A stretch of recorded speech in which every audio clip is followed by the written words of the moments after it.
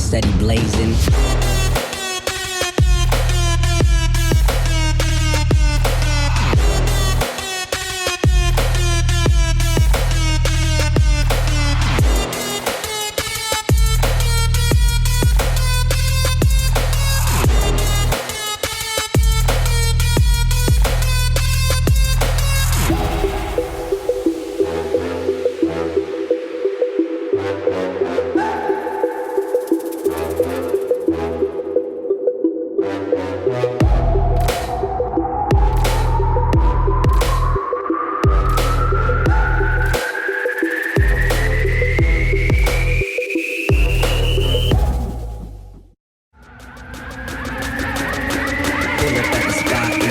Steady blazing.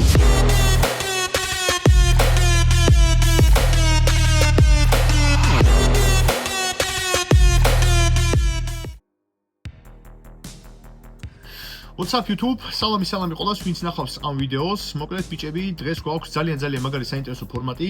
ფორმატი მოკლედ იმ თემაზე რომ ყოველთვის მქონდა მუღამი და ბოლო წლების განმავლობაში ძალიან ბევრი უცხოური ველოპარაკები ფაქტიურად ინგლისურ ენაზე, ბევრ ამერიკელ ფაქტიურად ძალიან საინტერესო სპორტსმენს სხვადასხვა სახეობაში და ვიტყვი როგორ ნიუანს, ვისთანაც ნორმალურ ურთიერთობაში ვარ ბოლო ხნების განმავლობაში და მებადა ესეთი იდეა რომ ფაქტიურად ახლა ინგლისურს ისე დონეზე ვერაუფლობ, რომ რაღაც გარკვეული პოდკასტები ჩავწერო და ვიფიქრე რომ ნორმალური გარკვეული რაღაცა კითხვა-პასუხის ფორმატით შემოგთავაზოთ ძალიან საინტერესო სპორტსმენებთან, ვინც ჩემთვის პირველ რიგში იყვნენ ყოველთვის საინტერესოები.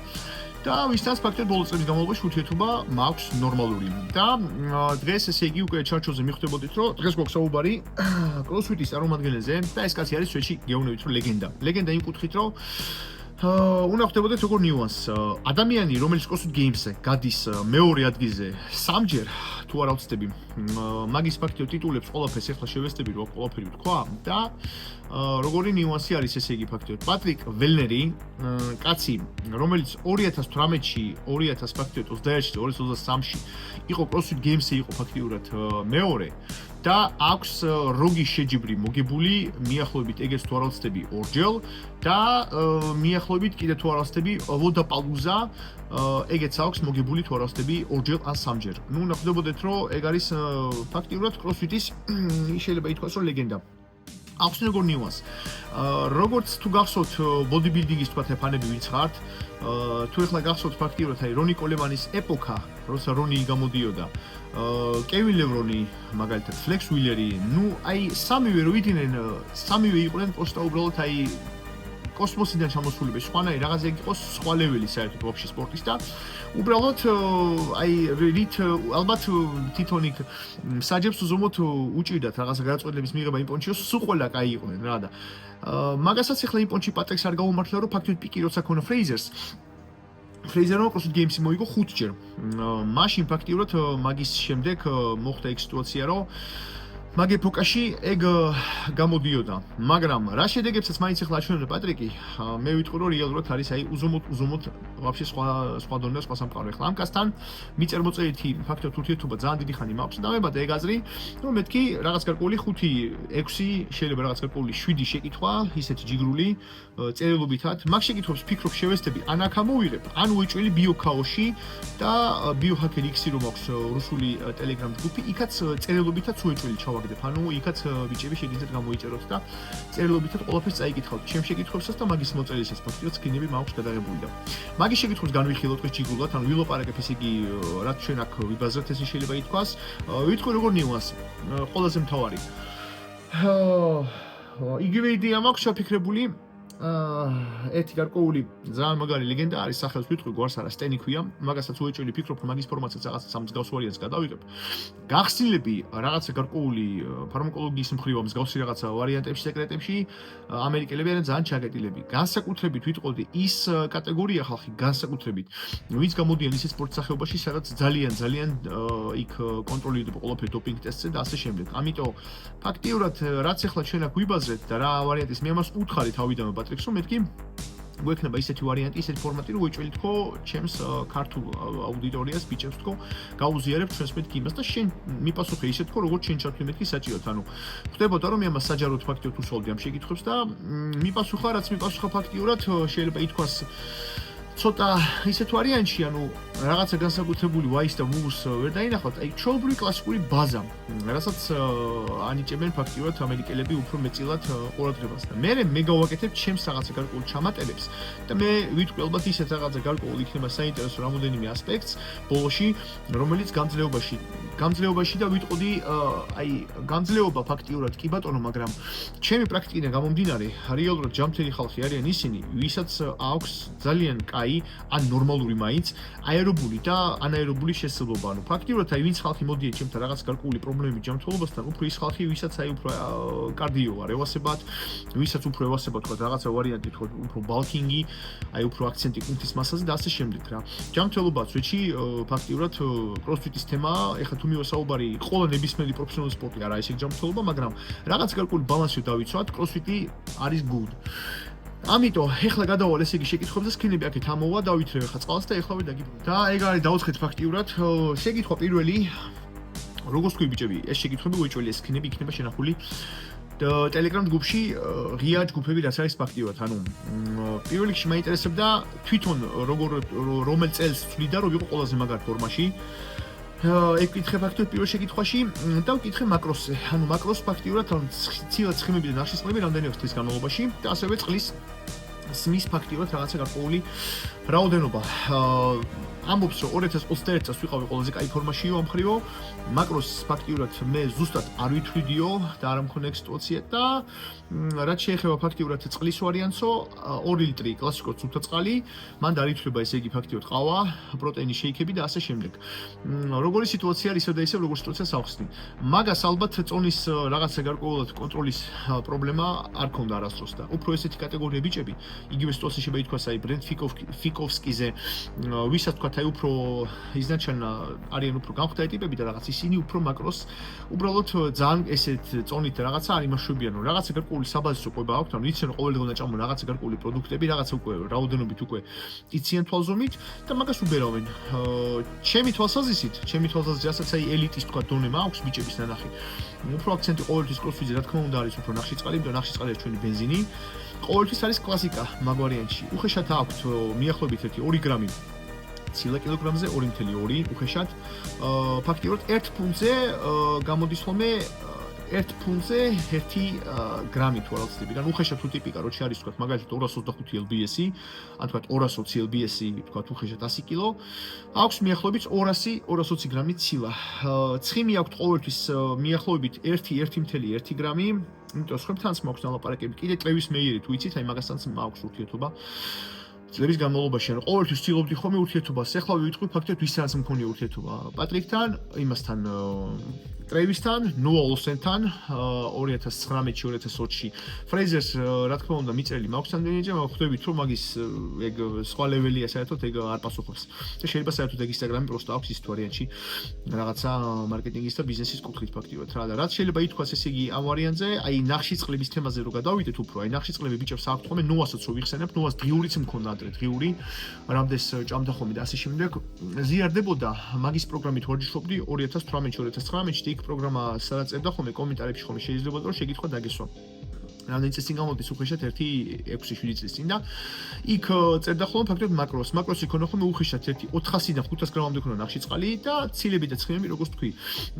პლუს მინუს ჩემი ვარაუდით თუ მივასაუბარი აი ნორმალურ კროსფიტის თქვა ვარჯიშებზე საკმარისი იქნება რაოდენობა ნახშირწყლის ალბათ აი 4 ხევრიდან ალბათ 1 მაქსიმუმი 6 გრამამდე კილოგრამზე. ანუ მაგალითად თუ არ ტიპი 100 კილო, საკმარისი იქნება მიახლოებით 400-450, მაქსიმუმ 600 გრამი ნახშირწყალი ფაქტობრივად დღეში. მეორე შეკითხვა რაც არის ფაქტიურად დანამატებზე ვკითხე 5 რვა რაღაც გარკვეული ისეთ საფლემენტი რომელიც შენ გევასება და გზად იყო პახულდუ შეკითხვა სოდიუმის ბიკარბონატზე, ანუ კლასიკურად ფაქტიურად სოდის მიღებაზე. ამ სოდაზე ტრევისიც იძახოდა ძალიან დიდი ხნის წინ. იყო ესეთი კიდე პროგრამირება, ონლაინ პროგრამირება აქვს გარკვეული ძალიან საინტერესო ტრეინინგი თინგ-ტანკი, მაგათაც წლების წინ ფაქტობრივად მაგათ პროგრამირებით ვბერავდი მე და იქ იყო ერთი ტიპი კაილი, ერთ-ერთი მწვრთნელი, პახულდუ ეგეც გამოდიოდა კროსფიტში. ეგენი აკეთებდნენ ხოლმე ძალიან აქტიურ ექსპერიმენტებს სოდით, რომ სოდა ფაქტიურად ეხმარება აი რაღაც გარკვეული ლაქტატის შეჩერებას, რაღაცა რძის მჟავის ფაქტიურად რაღაც დათრგუნვას და პერფორმანსის გამოჯობისებას მაგის ფონზე, როცა სოდას იღებ, ხდება რაღაც გარკვეული შილაჩივანი უფრო სისხლის ფაქტიურად რაღაც გარკვეული თუთი, ანუ მოკლედ მჟავიანობას უფრო გაცილებით მაგრად უძლებ სოდას, როცა სოდით იტვირთები ნორმალურად. მაგაზე სხვა ნიუანსებს მე ვიტყვი გზად. ეგ კითხე ფაქტიურად რა და სოდაზე უთქვია რომ არა, ანუ გარკვეულად რაც არის აი ეს ჩვეულებრივი სოდა, რომელიც თქვა შეიძლება გამოყენდეს თქვა ან დავლიოთ, ან თქვა მივიღოთ, ეგ ექსპერიმენტები არ მქონიაო, მაგრამ რაღაც გარკვეული კრემებთან მქონია ექსპერიმენტებიო. სხვა ისეთი აქცენტი არაფერი გაკეთებულა და ჩამოთვალა ფაქტობრივად ყველაზე ისეთი ელემენტარული საბაზისო დანამატები, როგორც არის პროტეინი, ბეტა-ალანინი, კოფეინი, ბეცია, თევზისქონი, გლუტამინი და კრეატინი. აქ არაფერი განსაკუთრებული საინტერესო. სოდაზე არის უზომოდ ბევრი რაღაც გარკვეული საინტერესო კვლევები. მე თვითონ ვაკეთებ ექსპერიმენტებს. პროსტა ერთი ნიუანსი რაც არის უბრალოდ რაოდენობა დიდ რაოდენობას, რაც ნორმალურად პერფორმანსს მატებს, კუჭი ვერ იტანს, აი ცვეთში რა. ვცადე გუშინ თუ არა ვცდები 10 ან 11 აბი, სადაც 10 აბში გამოდის 6.5 ფაქტიურად, ანუ 6.5 გრამი სოდა, გამომივიდა უხეშად 7.5 გრამი და აშკარად კუჭი რაღაცა არ გამისწორდა კუჭის ვარიანტში რა, მაგრამ სოდა რეალურად პერფორმანსს მატებს, მაგრამ აი კუჭის სიტუაციას აქვს ძალიან დიდი მნიშვნელობა ფაქტიურად. შეკითხვა მესამე. ქონია თუ არა, მე მაინტერესებდა ტრავმების ვარიანტი სერიოზული და რით იმაშობოდი ფაქტიურად, ანუ რეაბილიტაციას ით გადიოდი და ყველაზე საუკეთესო ვარიანტი, რაც შეიძლება რომ ითქვას ტრავმის რეაბილიტაციის ვარიანტში. მაგან თქვა რომ ქონდა ამოვარდნილი მხრები რამოდენიმეჯერ და ქონდა გაწყვეტილი ბიცეპსი ფაქტიურად რა, მაგრამ კროსვიტამდე. დანარჩენი ფაქტიურად კლასიკურად რაც არის რეაბილიტაცია გარკვეულად სპეციალისტთან მქონდა. ვიწყებდი მაქსიმალურად ნელა დატვირთვებს, სანამ დისკომფორტი ბოლომდე არ გადიოდა, იქამდე აი დატვირთვას თუ მივიდოდ საუბარი, ვაკეთებდი მაქსიმალურად დაბალ ინტენსიურ დატვირთვას იმ მონაკვეთზე, რომელიც თქვა მაწუხებდა. უამრავი შეკითხვა მოდის მისტიკ შოპში. ეხლა რომ გადავიღეთ იაქარზე გარკვეულ რაღაცა ვიდეო, რომ აი იმენა რა დანამატი. ეტყვით თავარ ნიუანს, აი ელემენტარული ბაზა რაც არის. როცა გამწვევებული ტრავმის პროცესი არის, პირველ რიგში უნდა მოხდეს, როცა მიდის ანთებითი პროცესი აქტიური, უნდა მოხდეს არასტეროიდული ანთების საწინააღმდეგოებით მაგ ანთების ჩაქრობა. ეგ არის პირველი. ნებისმიერ რომელსაც ირგებთ, თუ კუჭი გაქვთ ნორმალური ვთქვათ, ბაზარი არ არის ვთქვათ, კლასიკური დიკლოფენა კი, ან ვთქვათ ელემენტარულად გინას მოვალისი, ან გინას ვთქვათ არკოქსია, მაგით ხდება ფაქტიურად ნორმალურად ანთების ჩაქრობა, ეგ არის ვარიანტი. მე რეგენერაციის პროცესზე თუ მივა საუბარი და თუ ფინანსები არის უკვე, მე ერთვება რაღაც გარკვეული უკვე ეს პეპტაიდები ვთქვათ, აი BPC ვთქვათ, გინაც GH კუპერი TB500 რაც არის, ეს QVP რაც არის და ასე შემდეგ, მაგრამ მაინც ყოველი მთავარი რაც არის, ანუ გინა მივიდეს საუბარი თქვათ აი IGF-ზე მეკითხებიან, თქვათ ზრდის ჰორმონზე რო ეხმარება. ეგ ყველაფერი ეხმარება პროცენტულად, მაგრამ ყოველთვის არსებობს რაღაც ბაზა, რომელიც უნდა დავიცვათ ჩვენ. ტრავმის შემდეგ უნდა დატვირთო ოიჭვილი, ცოტა უნდა შემცირდეს, უნდა მოხდეს ადეკვატურად დასვენება, რომ დავაცადოთ იმ მონაკვეთს, რომ რეგენერაცია მოხდეს ფაქტიურად რა და რაც რეგენერაციას ეხმარება, ყველაფერი კაია, მაგრამ ამან ბაზა თქვა, თავიდან ყოველთვის უნდა მოხდეს პერიოდიზაცია, დასვენება უნდა მოხდეს მაგ პერიოდში და როცა მიდის საუბარი აღდგენით ეტაპზე, უნდა უეჭვლად ნელ-ნელა ეტაპნა შეუდგეთ დატვირთვებს. ფაქტობრივად მასეც იყო, მე რო ბიცეპსი გავიწყვილე ფაქტიურად, გამოდის რომ მიახლოებით ერთი თვე აქტიურად, რასაც უბერავდი ჩემ თემებს. მაშინ მახსოვს მეგობარი იქიმთან მივედი ტრავმატოლოგთან, რომელმაც მითხრა რომ კაი ხანი 3 და 4 თვე ვერ ვიორდიშები ნორმალურად, მაშინ მივიყარე პეპტიდები, ცვეთში მოვიხოდე მაგრამ პიკზე წონებისაზე ავედი მიახლოებით ალბათ 1-2 თვეში რა. ამიტომ გაწყვეტები, როცა მიდის საუბარი რაღაცა გარკვეულად უფრო ხორცისა, ხორცის ნადრევები რო არია რა. ეგენი ადვილად შუშტება, პროსტა დეფორმირებული რჩება იქ ხორცი, მაგრამ ყველაფერი ბიჭებო შველებადია რა ცვეთში. აი ყველაზე ისეთ საინტერესო შეკითხვა ფაქტობრივადაც მე მიდის მეოთხე. მოსაზრება მაინტერესებდა მაინც რა არის ყველაზე მთავარი უფრო გენეტიკა თუ უზომოდ ბევრი შრომა, რომ გახდე კროსფიტში საუკეთესო ფაქტობრივად და მეორე შეკითხვა გზა თუ არის საუკეთესო შენი სპორტსმენი ტოპ 2-3 გავკითხე და მიპასუხა ცვეთში აი აქ იმენა როგორც არის რა. გენეტიკა არის პირველ რიგში ყველაზე მნიშვნელოვანი უფრო ფაქტორი რა. ბაზარი არ არის რომ კი შრომის უნარიანობა და უნდა იშრომო, თუ დივანზე წამოწოლილი იწექი და პოპკორნი ჭამე და დივანის ექსპერტი იყავი, რა გენეტიკაც კი არ ქონდეს, ვერ გაანახორციელებ შენ ფაქტობრივად პოტენციალს, მაგრამ კი, მაინც მე ვიტყოდი რომ ცვეთში არის გენეტიკა არის ყველაზე მთავარი ვარიანტი რა და დანარჩენი კაი შრომით და ასე შემდეგ ფაქტიურად რაც არის ტოყათში ტოქში ვერ მოხდებიო რა გენეტიკა თუ არ გაქვს რა. ეგ არის სვეტში რეალურად მას იმიტომ რომ ჩემ პრაქტიკიდან გამომდინარე, რა ვიცი, მაინც აი ვისთან არ მიმუშავია და მაქვს ფართო გამოცდილება ბიჭებთან, მაინც ყველა სპორტში გინდა ვიყოთ კრივი, გინდა ვიყოთ სამჭიდი, მაინც გენეტიკა არის პირველი რა. და კითხე სპორტსმენებზე ტოპ 3 და თქვა კაცებიდან თქვა ესე იგი, მეტ ფრეიზერი და რიჩ ფრონინგი და თია კლეირთუმი ქალებიდან. რიჩზე თუ მივასაუბარი, ჩემ ტოპში, ტოპ 3-ში მე ვიტყოდი რომ ტოპ 3-ში პატრიკი უეჭველი არის. რიჩი რო ითქვას რომ ტოპ პირველი არის ჩემთვის, ვიტყოდი უფრო არა. ახსენოთ, უბრალოდ რიჩი არის როგორც საიყო არნოლდი ბოდიბილდინგის ვარიანტში, რა ის საწყის ეტაპზე ფაქტობრივად მაგან ჩაუყარა და მაგან გააკეთა კროსფიტის ისა ბოდიბილდინგის ის ძალიან ბევრი შვარცმა. ისე იგივე სიტუაციაში საწყისი რო იწყებოდა კროსფიტის, მაშინ იყო მთავარი სახე იყო და ფრონინგი. ფრონინგი იყო ძალიან ბევრი, ანუ ნორმალური დიდი მნიშვნელობა აქვს ყოველივე სპორტ სახეობაში ყველა ადამიანს. როგორ მოგაწვდის ჩვენ მაგის ინდივიდუალობას მედია. იქ აჩვენებდა ყოველთვის გამოიყურებოდა ჯიგრულად, პერფორმანსი ჰქონდა ძალიან მაგრად, პლუს მეოჯახე. სულ ისეთ რაღაცა, სულ ისე იყო ჩაცმული, სულ რაღაც ისეთ თემაში იყო, სულ რაღაც გარკვეული ისეთი ტატუები ქონდა საინტერესო, სულ იზიდავდა ყურადღებას რა და რიჩმა გააკეთა გასაკეთებელი საწყის ეტაპზე. მაინც ჩემი განმოსახედით, ალბათ ყველაზე საუკეთესო, რომელსაც ფაქტიურად არ აქონდა რაღაც ნაკლები იქნება მეტ ფრეიზერი რა. ამანაც ფაქტიურად ეგ თქვა, მეტი, რიჩი კაცებიდან ცვეთში ვიტყვი რომ პატრიკი იქნება მესამე, იმიტომ რომ პატრიკს რო ნახოთ თქვა ისტორია მაგისი კროსფიტისა რეალურად აი პროსტა ძალიან ბევრი მიღწევა აქვს რა. არა ნაკლები მეტ ფრეიზერზე. მე რო ვეკითხები ფაქტიურად იმ სიტუაციას რომ მაინტერესებდა ძალისმიერები, მაშინ როცა იყავი მეთქი სახში მაქსიმალურად დასვენებული, მაინტერესებდა ესე იგი ჩაჯდომა, პისტანია, დედლიფტი, ბენჩ-პრესი, სნაჩი და კლინჯერკი რა. ამას ამოვაგდებ ფაქტიურად რა და თქვა ის სიტუაცია რომ სახში მყავს ორი ბავშვი და არავის არ ვიყავი ფაქტიურად ბოლომდე მაინცო დასვენებული და ასე შემდეგო რა და მკერდზე აღება მქონა 380 პუნქტიო 380 პუნქტი თუ არ ვცდები 173 შეიძლება 175-იც იყოს უფრო 173 ალბათ იგივე ესე იგი იყო ფაქტიურად ესა აკურა იყო ფაქტიურად 300 ეგ არის ალბათ მიახლოებით 170-171 კილო ორივე იყო ფაქტიურად შეჯიბრზეო დედლიფტი მქონდაო 595 lbs-ი ეგეც ფაქტიურად შეჯიბრზე თუ არ ვცდები ეგ იყო მე მგონი როგის შეჯიბრზე იყო რა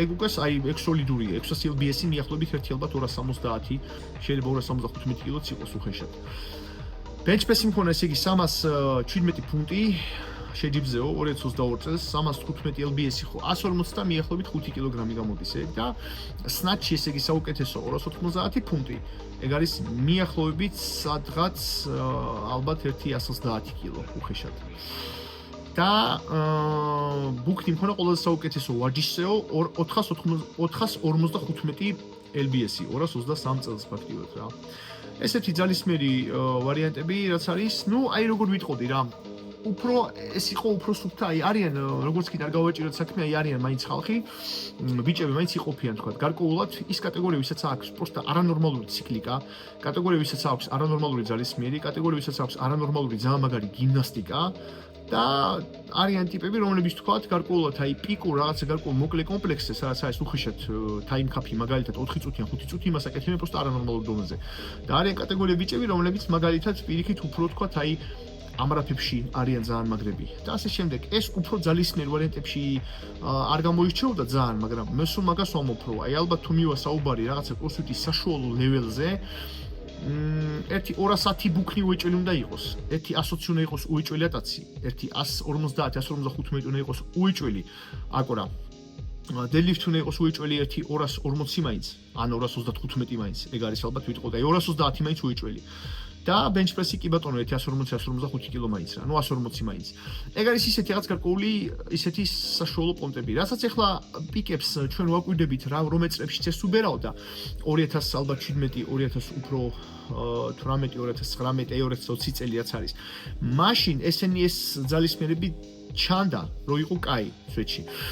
ეხლა უკვე ეს თვალიანი შეიძლება ითქვას გატრუხდა, ფაქტიურად ინფლაცია მოხდა იმით რომ აი გილერმო რასაც აკეთებს და სხვები ტოლია მაგრამ კი ნიორო არის ბევრი ბიჭები უკვე რავი ფაქტიურად აი 155-ებს და 150-ებს იმენა იტაცებენ და როცა ადრე ხოლმე წლების წინ თქვა აი გინეფრონინგის პერიოდში რომ თქვა ვიღაცა კრავდა 150-ს 155-ს იმენა ჩანდა მაგარი რა და ამიტომ ახლა მაინც თავის პონჩი მაშინ როცა უბერავდა მაშინ როცა პიკზე იყო კაცი რა შეჭი გეონებით იყო მინა კაი რა და მკითხე უბრალოდ მომდენო მეთქი შენი გეგმები და რაღაცა როდის გაქვს მეთქი რაღაც გარკვეული ახლა რამე შეჯიბრით ხო რა და ოდაპალუზაზეო მარტში ვიქნები მაიამიშიო რა და მე კიდე მექსიკაში რაღაც გარკვეულ შეჯიბრზე ესეთი ფაქტიურად პატარა სიახლე ბიჭები ესეთი პოდკასტი ფიქრობ საინტერესო არის ნახოთ შეიძლება კიდე ერთ სტენთან უეჭველი მინდა გავაკეთოს გავსი ვარიანტი კაცი რომელსაც იმ პონჩი ჩემთვის არის რაღაცა რეალურად მისაბაძი მაგალითი არის 58-ის მაგას ალბათ ნახოთ ახალ ხანებში უეჭველი შევესწები რომ მსგავსი ფორმატით ჩავტერო კროსფიტის დაჯამების ვარიანტს ახლა ვიზავ პირველი ვიტყვი იმას გენეტიკა უნდა იყოს პირველი უეჭველი მეორე რაც კიდე არ წავიდეთ ყველაზე მაგარი აღდგენითი ვარიანტიც კი შემორო გაკეთდეს ეგ არის როცა ინტენსიური დატვირთვები არის ძალიან ეგ იქნება ალბათ ძილის ნორმალური კონტროლი ეს ბოლო ხანები ვაკონტროლებ ფაქტიურად ძილს მიკეთია ეს ღამე და ფაქტიურად ეს კი საათი რაღაცა ვარიანტებში მიფასებს საშუალო ძილის ვარიანტს ძილი არის ისეთი პონტი რომ აი არ არსებობს რამე გარკვეული რაღაცა გარკვეული ან წამალი ან რაღაც ისეთი თუ ვერ გძინავს პერფორმანსი მეორე დღეს წვეთში იგრძნობა ვისაც თქვა აი უფრო ჰიპერაქტიული ნერვული სისტემა აქვს მე მაგალითად როგორც მე უფრო მასე ვარ როცა შეჯიბრის დღე ხომე მოდიოდა უეჭველი ხომე აი მე ღვიძებოდა ვიძინებდი თქვა რა ვიცი თქვა 11 საათზე კლასიკურად კლასიკურ პაკეტს ვიღებდი რაღაცას თუ მძიმე დასალევს მიიღებთ ისეთ რომელიც თქვა აი თიშავს იმენა და ძალიან მალე აძინებს და რაღაცა მეორე დღეს ეგ სედატიური ეფექტი გადადის ანუ უფრო ვერ ახარ ხოლმე რა მე ღვიძებოდა ხოლმე ამ ნერვული ფონზე რაღაცნაირად 7-ზე 7-ის ნახევარზე ბრუნავდი და აი ისეთ ვარიანტში დაგროვილი მქონდა რაღაცა გარკვეულად ეს რაღაცა ემოციური ფონი რაღაცა გარკვეული შეიძლება ითქვას შიში არ არის მაგრამ რაღაც უფრო განცდის ვარიანტი რომ რაღაც ჩაბარების X წუთები მოდის ეგ არის ძალიან ცუდი ეგეც რაღაცა ვარიანტში ნერვულ სისტემაზე დამოკიდებული ადამიანს თუ ნორმალური ნერვული სისტემა აქვს და ძინავს პახოვი ნორმალურად ეგ არის ძალიან მაგარი წარმატება მეორე ნიუანსი თუ ადამიანს თქვა აქვს საშუალება და ბევრს ვარჯიშობს ყველაზე მაგარი თქვა რომელიც რეალურად ბატარეას დაუტვირთავს 1.25-30% ეგ იქნება შუადღის ძილი შუადღის ძილი ოღონდ ნორმაში მიახლოებით ვიტყოდი ალბათ 1.20-დან 40 წუთამდე იქნება ადეკვატური ვარიანტი რაც რეალურად აღდგენაში ეხმარება და მე თუ თქვა აი ორი სესია გაქვს ბიჭები ეგ რეალურად მაგრად წაგადგება და გინდა თუ საერთოდ თქვა თუ უბრალოდ ჯანმრთელობის მიოსაუბარი შუადღის დაძინება არის აი ძალიან მაგარი პონტი თუ მიოსაუბარი ფაქტობრივად რაღაცა თქო ისეთ აი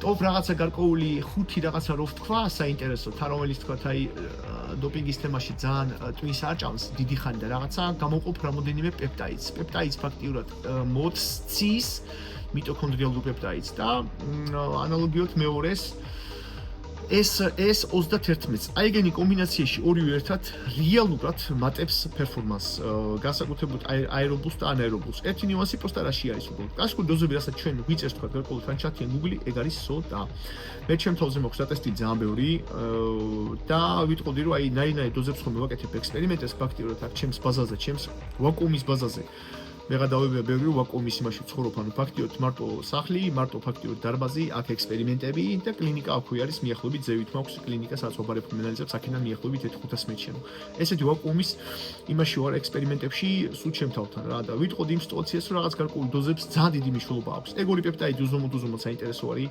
მეთილენი ლურჯი არის ძალიან საინტერესო კიდე მაგ კუთხით კაპიკები ღირს ფაქტიურად და ეგეც რეალ გამძლეობას ბუსტავს თუ მივასაუბარი კიდე თქვა რაღაც ისეთ საინტერესოზე ბაზარია თქვა აი ვეტალანის და კარნოზინის ვარიანტებიც ეგეც ერთმანეთში არეული ეგეც სული წვეთში არ არის ეგეც არის კაი რაც შეეხება რაღაცა გარკვეულად თქვა ძალიან ინტენსიურ ვარჯიშებს და ასე შემდეგ აერობულ ვარიანტზე თუ მივასაუბარი კორსიძებს შილაჯითი ნორმალურია ეგენიც იგრძნობა ფაქტიურად თუ მივასაუბარი კუნთუანი თქვა აი ქსოვილების აღდგენაზე საფლემენტი რომელიც რეალურად კრეტინკინაზას აქვეითებს даже ლაქტატ დეგიდროგინაზას ცოტაოდენი ეგ შეიძლება ითქვას დიდი რაოდენობით HMB და რეალურად game changer-ი ასეთ ვარიანტებში ყოველთვის game changer-ი disclaimer-ი არა ეს რეკომენდაცია მოქმედებისთვის просто მე პრაქტიკა მაქვს ვიცი რასაც ლაპარაკობ ვიცი რა ჩემ ელიტის ფაქტიურად აი ეს დონის სპორტსმენ ბიჭებთანაც მიმუშავია დაგვიტესტი უამრავი რამე გადაწყვეტავს წვეთოვნები ვიტამინი E ეგ ხვდებით რაზეა საუბარი